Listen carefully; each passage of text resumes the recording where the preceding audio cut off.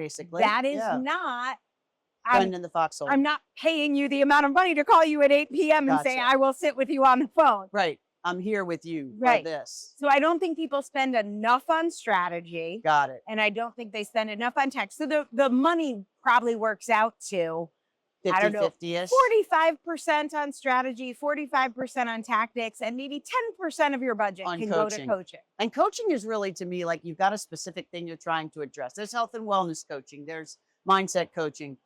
The strategy piece, or the friend in the foxhole piece, as we call it, is just, to me, especially as people are just getting out of the gate, it's so hard to know which thing to do, you know? So hard to know. And how do you trust someone? Yep. Because if you talk to a coach that does Facebook posts, they're going to tell you to do Facebook posts. If Yep. you talk to a coach that does books, they're going to tell you to do books. LinkedIn's You going to talk say to a LinkedIn. mindset coach, they're going to be like, you And it got all to gets in there. clear your chakras. It all gets in there, and you're like, I don't even know what the next step to take is. Right. And that's where I think it's like so important when you pick those people that you're going to align with. Like, I was blessed to meet you very early on. Same. Not only did you kind of help me get pointed in the right direction you're my friend in the foxhole, but then you made sure that I knew kind of what the bumpers were. You know, Pam, I'll let you, play around in there. That's fine. You're still on track, but don't go do that. Right. That's just stupid. And you helped me from killing Nadia, my bookkeeper. Yeah. Hey, welcome back to the Cash Flow Podcast with me, Pam Pryor. Glad to have you here, where we talk about everything money related in your business. So without further ado, let's hop right in. Hi there. We are at Podcast Movement, Angela and I. We just recently co-sponsored, and this is a very special episode of the Cash Flow Podcast and the Difference Press, but also the Autistic Culture Podcast. So we thought we'd do it together because we don't get to see each other in I person. know. anymore. We get to make a podcast. We get to make a Hi. podcast. Hi, good to see you. And we just co-sponsored this event. So we had a fantastic booth. And now we have a great new step and repeat that's yours and mine. And we had a great time here. So Podcast Movement was really good. If you're a podcaster, you know that a book can definitely leverage what you're doing on the air. And we were explaining that to a lot of podcasters, and good interest in that, I think. And then for, finance is fun. There's nowhere finance isn't fun. So we had to be here as well. Yeah, well, it's interesting because podcasting is such a movement, just to take off on the name. And so many people I met were like, oh, I have a media company. Oh, you're and right. The podcast is a piece of my media company, but I have a newsletter, I have products, I have a TeePublic store. And so there's multiple streams of revenue. Yep. Often they have coaching. That's right. They have affiliate deals. Yep. They're selling sponsors. I didn't really understand how the podcast sponsorship stuff worked. Yep. Of like Till now. people individually finding sponsors as well as being part of networks. So there's all these different revenue streams that people didn't know about. and sometimes co-hosts. And how do you split up that revenue? Do you create a network? Do you just do it on your own? What are all the differences? There was a couple booths away from us. There was a lawyer helping podcasters set up LLCs. At the LLCs. Yep. And like IP trademark protection. Because again, that's, I think. It's the stuff you don't think of when you pick up a microphone and say, hey, I want to start a podcast. So that I find pretty cool. I love these little microphones. I do too, but I'm having a. It's magnetizing to your It's necklace? magnetizing. Right to your necklace. Yeah. And I was like, what is happening? I love it. These are the cutest things, and they have the magnets on the back, which I love. Yeah, well, the magnets love my necklace. I love your necklace, but that's a cool necklace. That's the problem. We'll see if it keeps moving. If it gets, I'm very it sneaks attractive. over. I love that. Yeah. Well, so it's very, I mean, I think it's a great place for people to think about bringing the on business. Yeah. Yeah. And we were actually talking about that because one of the things that I did early on was meet you and decide to write a book. And we were talking about the fact just now that as you're starting your business, you need to do some tactical stuff, but you really need to understand the strategy, the why. And kind of the funniest example I have of this is when I went to write my book, the very first thing you said as my publisher was, oh yeah, that's not the book you want to write.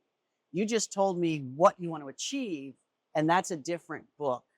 And that's the thing that I think like so many people trip on when they first come out of the gate as a podcaster or as any business owner is what do I do first? And it's like throwing spaghetti at the wall. It's not even what do I want to do first. Like, I think people often, they're thinking, what do I want to talk about? What do I want to write about?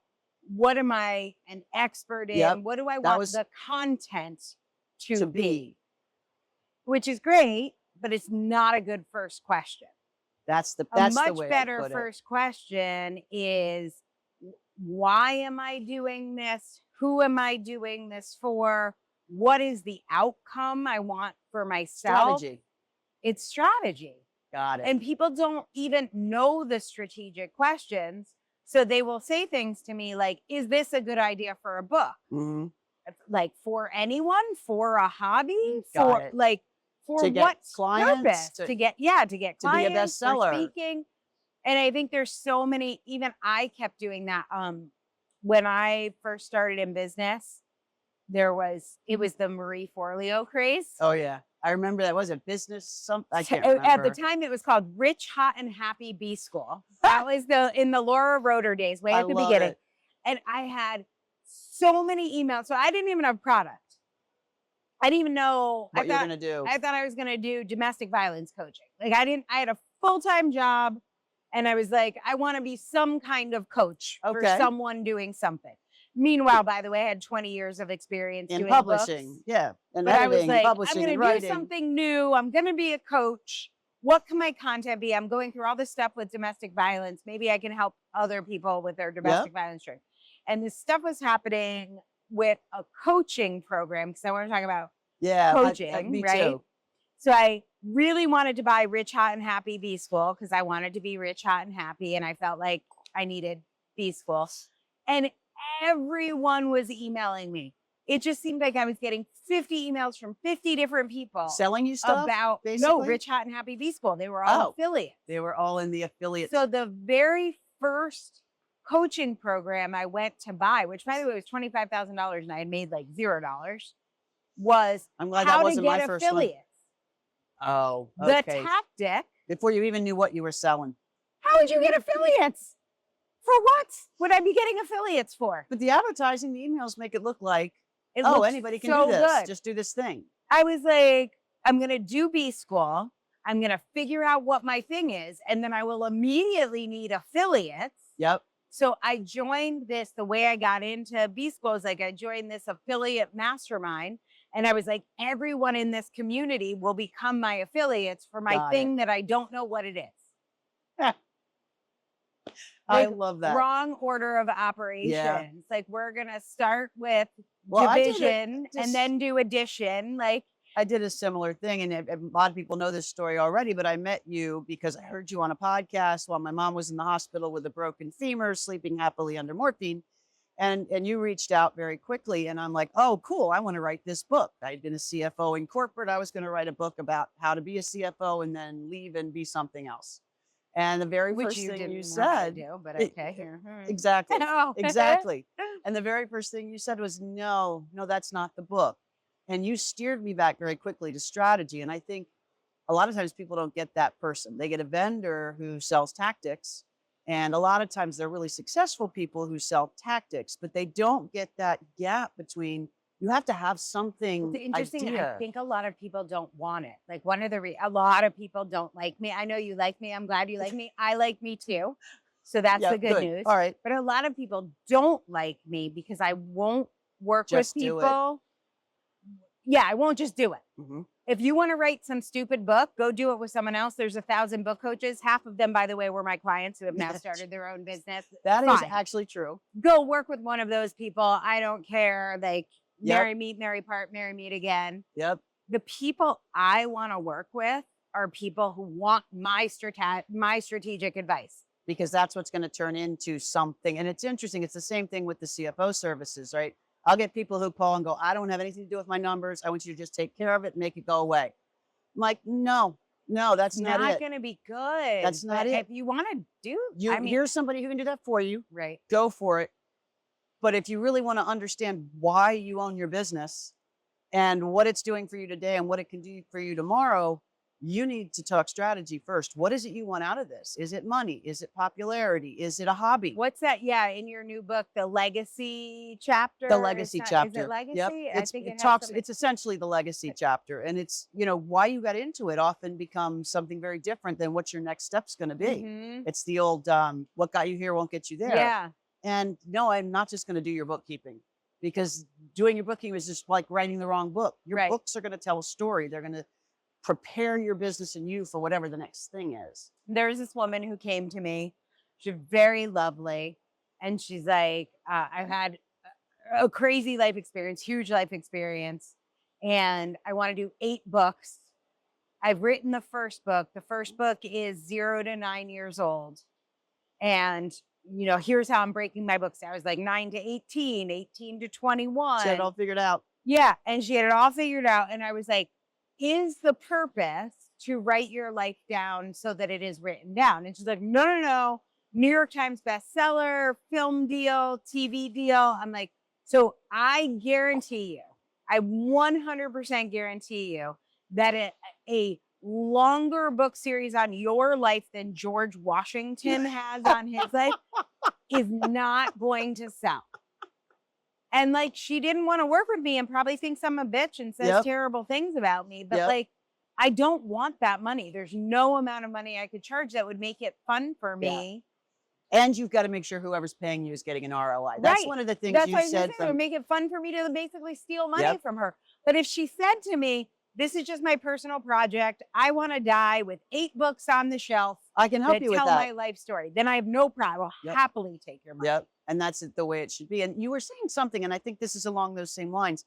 You kind of quoted a percentage a little bit earlier of like strategy versus tactics. And I think we do get the cart ahead of the horse. But like, do you approach it? Yeah. So I think it's time and money, right? I feel like, what's that quote?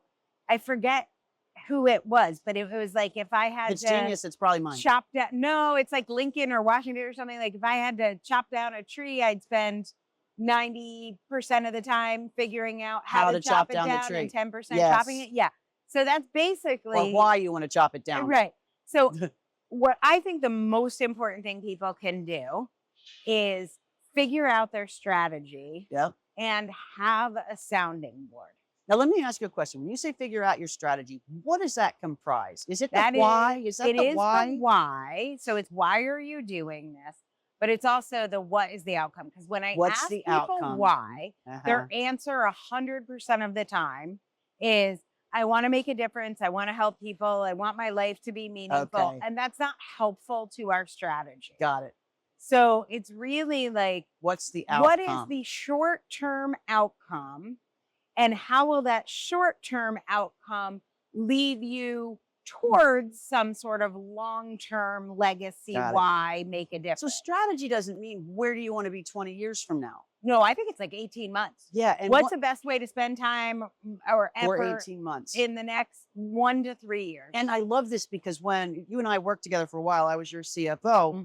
And one of the things you did that I love, and I share this with people all the time, is you took that 18 months. You're welcome. Thank you. You're welcome. You're welcome. Is you chunked that down even further. And you basically said, I will try anything for 90 days. Yep. 2 rules about that. 1, I try it for 90 days. I actually do it. We actually had a fund called my shit fund. Oh yeah, no, or something random like shit. Random shit fund. Yeah, we had a line on the P&L, random shit. And you said, I can use that. And I can do whatever I want for 90 days. By the way, podcast movement is in the random shit line. Is it still on your books? Yeah, we still have random shit. Yeah, for sure. Codified forever. Just goes to show you can always pick whatever makes sense to you in your financials. You don't have to do what any bookkeeper tells you. Right. This is our Q3 random shit. Point. Every quarter, we're allowed to test one thing. We have a budget for it. I try not to lose money. Like I've got $10,000 a quarter to play with. I think there's only once that you were like, nah, it didn't work. But the thing I love about it is not just that. It's that you do it for the 90 days. Like you're going to wait and see what the outcome is here. And then it's not a hell yes. You just say done. If it's a hell yes, you invest in it. It becomes part of the infrastructure. And I think that's what I want to kind of get across is that strategy, sure, you've got some life goals. That's not what we're talking about. Why did I hire you to write my book with me, get it published, get it through things? It was so that, not just so that those tactical things could happen and I could get it loaded up to Amazon or whatever it might be. You told me what book to write, which was so important. Right. So that's my first thing is like the number one thing you can invest in, the most important thing to invest in is the tactics. And it's not the strategy. But I'm going to give it a caveat. You just surprised the heck out of me. You got to have a website. You got to have social media content going on. Got it. Maybe you need have a to have book. something Maybe you you need a know. podcast. Maybe you need somebody shooting this video or editing this video. Got it. So most of your money and time should be on executing tactics. However, those tactical implementers, I think of them as vendors or Yep. contractors. Eventually they become staff and employees. Yep. But you want to make sure that there is at least one strategic person in the mix.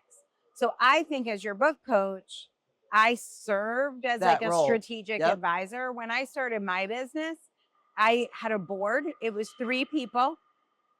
So it was my partner, Mila, it was my sister, Gina, and it was my best friend, Tiffany. Okay. And they all cared about me.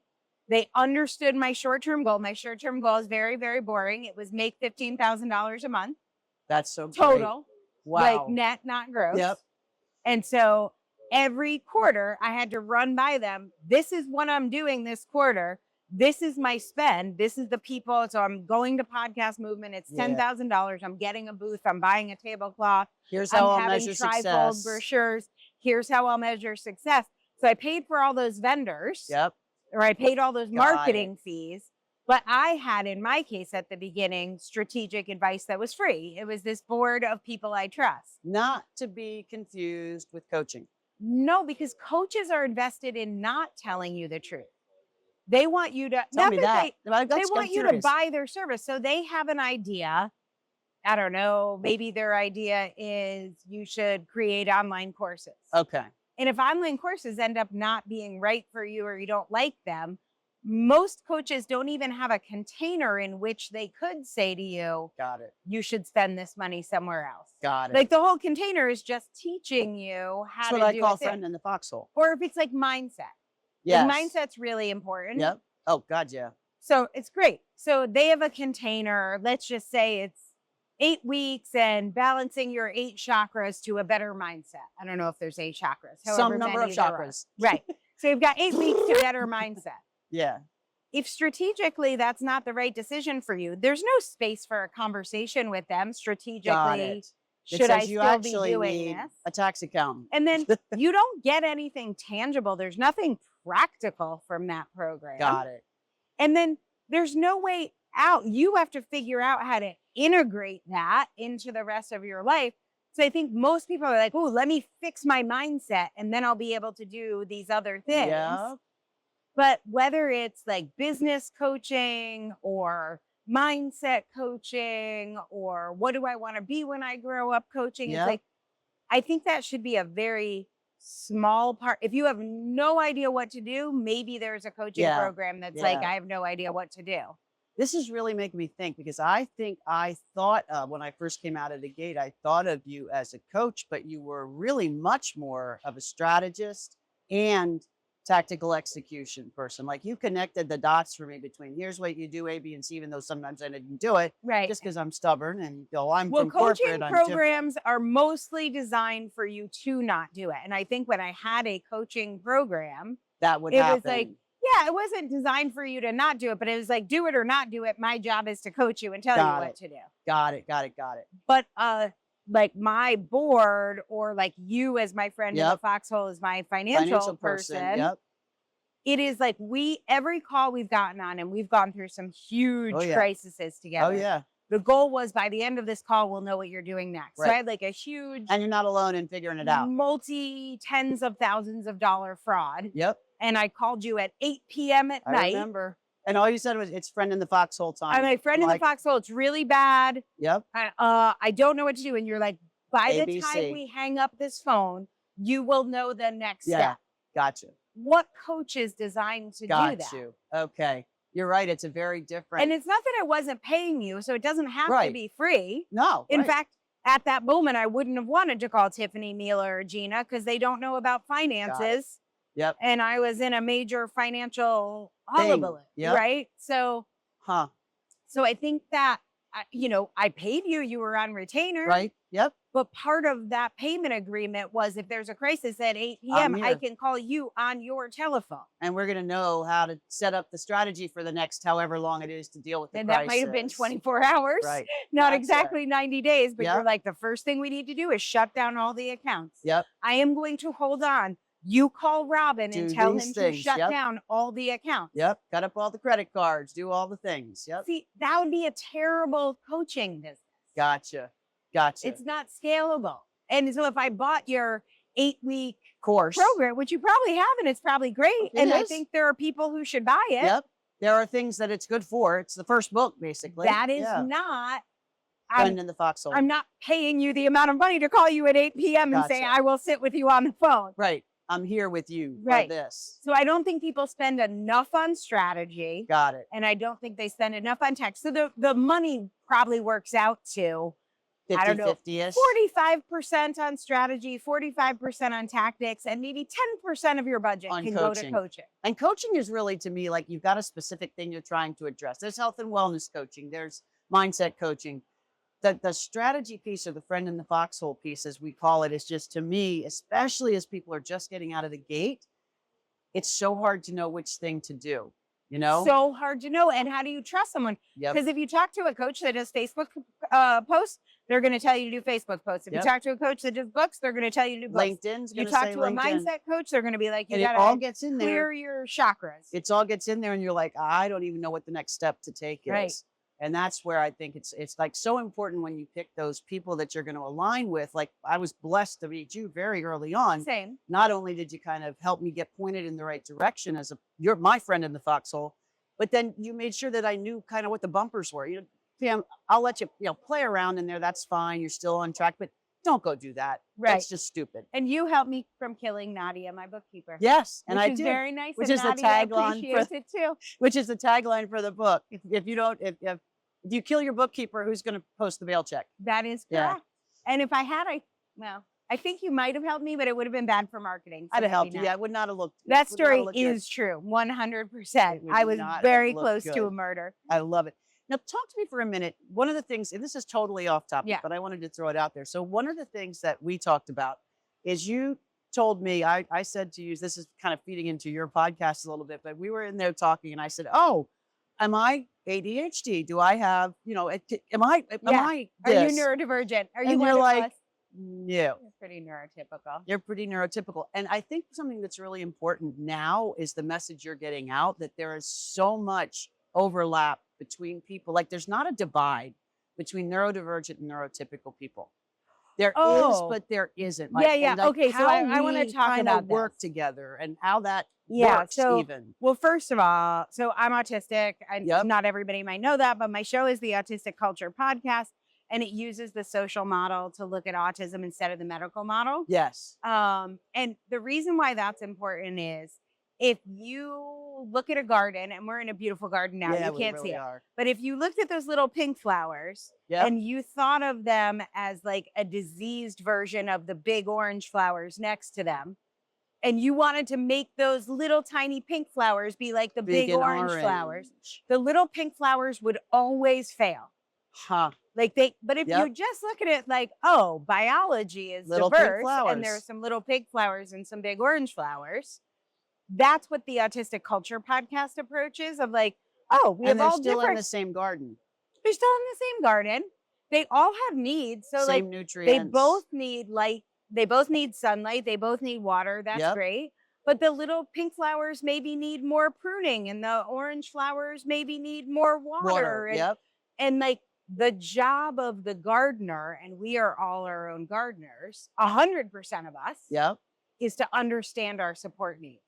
Got it. Individually. This is So- what I need. Right. So when we look at, for instance, autistic people, the first thing like a school is going to do is they're going to evaluate their support needs. Do they need a spelling board because they're non-speaking? Okay, got it. Do they need help with social cues? So they maybe need like a one-on-one aid.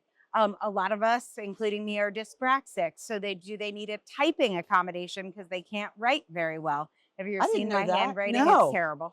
Huh. Have you seen me fall? I fall all the time. Do you know that about me? I don't think I've seen It's you also because fall. I'm dyspraxic. So the balance Yeah, I have horrible balance. I have horrible Okay. ear issues. They're all autism thing? things. Jeez. So like, I know that's one of the reasons you haven't seen me fall is I have accommodations because I know my support needs. Got it. So like, I don't know if you remember in my live events, I would always have 2 team members after I finished talking, come up and walk with me to the elevator. Now that you mention it, Yeah. I do. And so one of the reasons why is I know I need breaks because of sensory input. And then And you I could have also knew I could have fallen. So those are all support needs. That's the water 100% and of the people- fertilizer and stuff that you 100% need. of people have support needs. Absolutely. I lose Autistic stuff and support forget needs stuff. are different, right? And it is very common. Losing things is a common thing with ADHD. So maybe So- a little borderline. But no, so the big thing, the reason why I say you're probably not neurodivergent is the big thing I look for. Like, we actually understand the science more now. So I'm going to Okay. geek out for a second. Good. I'm ready. Okay. Neurodivergence is very boring. It's much like eye color. Okay. It is a genetic difference and it shows up so eye color, I think, hits on 23 different genomic traits. Okay. I think autism is 56 and neurodivergence. But Wow. yeah. Okay. So it's not just one trait. Got it. It's not a particular thing. But there is a main difference that we have boiled it down to. So we've known since we sequenced the genome about all the different traits. But the thing that we've learned in the last 10 years is when you compare this particular type of protein in the body, Okay. which is called mTOR, MTOR protein, Okay. neurodivergent people have a resistance to this protein. You've heard of people that are insulin resistant? Maybe absolutely. you are Yep. insulin resistant. I believe I am. I've got insulin. some problem. I don't know Yes. exactly what it is, but yes. So neurodivergent people are resistant to mTOR proteins. Now, what mTOR proteins do, going back to our garden metaphor, is if you picture a tree with a bunch of little branches growing, Yep. and the gardener goes in and takes off all those little branches, so there's like one Yes. big So it thick tree. keeps. Yep. Yep. Yeah, so we call that pruning, Yep. right? In our brains and in all of our like neurology, there are synapses. Yep. We are all born with the same number of synapses. But because of mTOR protein and the amount of mTOR protein in your body, those synapses get pruned. Got Okay. it. All neurodivergent people are resistant to mTOR protein. We create a different amount, but we have a resistance to it. So it's flying So around the but not doing anything. No, it basically? just prunes fewer branches. So Oh, it's if the pruner. you- Okay. right. Okay. So our pruning is about autistic people, is about 81% less than neurotypical pruning, So it's a ton more stuff bouncing around. which is why we all have the these sensory time. sensitivities. So if you know somebody who calls themselves an HSP, a highly sensitive Yeah. person, they're 99% autistic. They're definitely neurodivergent. Got They just it. didn't know that. All it means is they have more synapses. And so And they they're have, firing all the time. and they're firing all the time. Now, the pattern those Is synapses it possible to over make- prune? Maybe I've over Yeah. pruned. Anyway, go ahead. Yeah. So, actually, like something like 90% of synapses are pruned for neurotypical people. Oh wow. You know how so they you say really you narrow use it down to 7% of focus. your brain? That's That's what they're why. talking about. It's not physically 7%. And when they said that, I was like, is it 7% for me? No, it wasn't. Autistics use 42% more, Got it. process 42% more information than neurotypicals. The thing that ADHD, dyslexia, Tourette's, autism, the thing that we have in common is this resistance to mTOR protein. The pruning patterns look different. I never knew all this. But the things I have observed about you, and I could be wrong, but is that I don't notice you have a ton of sensory sensitivity. No. Right. No. So that's like, I'm like, look, and obviously not a doctor, not Right, diagnosing yes. you. And maybe you've learned to mask, like queer people, women, people of color tend to be better at covering up their sensitivities because you might I get haven't. shot. Yeah, I guess. So like if Yeah. you were going to get killed, Then I'd then you maybe hypersensitive. wouldn't. Yeah. Right. Oh, So- absolutely. There's lots of reasons for professional diagnosis, but I Interesting. usually can see pretty quickly when people are like, all for over. me, So many things firing as at we once. were talking, somebody walked by and was talking, and I was like, like super hard for me to just to stay stay in. focused. And I like, you could literally drop a bomb in here and I wouldn't know it until it, blew me And off you're the like, stoop. you're You know super where this manifests chill itself? and grounded. On our She Said podcast. Yeah. Because Deb moves furniture all the time. And Okay, I bless will her heart. not even notice. Like until I trip over Yes. the moved thing 3 days later. I say, when did that move?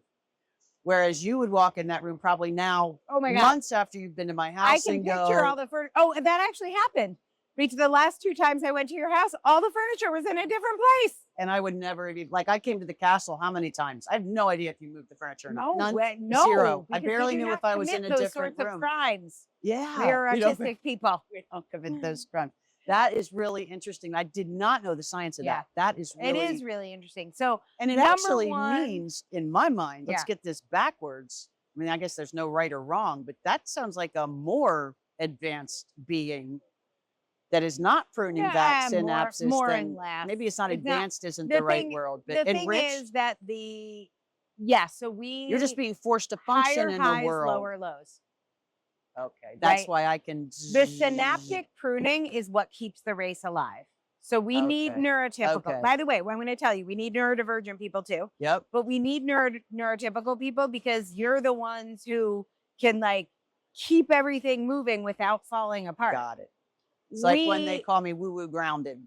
Yes, you're very I grounded. do have the like, you concept can- of universe and connection and all Yeah. that, but I'm gonna just do things. right. I love it. That has So- been an incredible learning. Yeah. So I think like my 2 takeaways from that is everyone, the gift of neurodivergence, the rise Yeah, of that's everyone what I was being- trying to think. like, Gift that is the word. gift Yep. is we have to get to know our support needs or we die. And I don't. You don't have to, but our gift to you is why the hell not figure it out? I So think true. 100% of people. So you know those Yeah. plants that they'll say these plants will never die, like Yes. they're super like a cactus I've or managed something. to kill them, but yes. Right.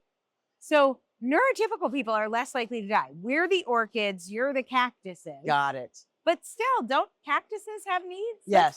Let's give the cactuses We what need they the need sun. anyway. I You're less love it. likely to die. So if I'm standing in Disney World next to a screaming child in a 2-hour line with the Oh. heat, I'm going to die. I'm going to Yes. leave. I'm going to melt down. I'm going to punch someone. I'm going to go to All jail. the things are gonna happen. You're going to be fine and you're going to get to go on the ride. You might not Yep. be thrilled, but I but get to go on also the ride. if there are ways for you to not be, like if you had a portable fan Put or a in my spritzer earplugs. or earplugs, Got it. like why Why the hell not? not? I love that. So that's my number one takeaway is everyone should know their support needs. I don't care what your neurotype is, you should. It's got it. And it That's is the all a gift for spectrum everyone. anyway, from It's typical it's to biodiversity. Why would Yeah. it be any different than gardens? anything else. I No love 2 it. tulips aren't the same. Why would 2 brains be the same? Well, here, orange flower. Yes. All right. I have loved this. I'm so Aw, I glad love I you. got to see Yay. you. This You're has heading been back so to fun. London soon, so I will be back in England, but I'm always happy to do a Zoom call. Or Beautiful. might I invite you over to the beautiful I'm coming. Bristol channel? you have told me it's and by your the castle that film we crew is invited too, and we will film and look at whales in the background. deal. I love it. We'll love see you, you my over on the friend. other side of the pond. Bye. Thanks so much for watching the Cashflow Podcast with us. We want to bring more and more of this to you, so please like, share, subscribe, comment, so that we can keep bringing more of this content to you.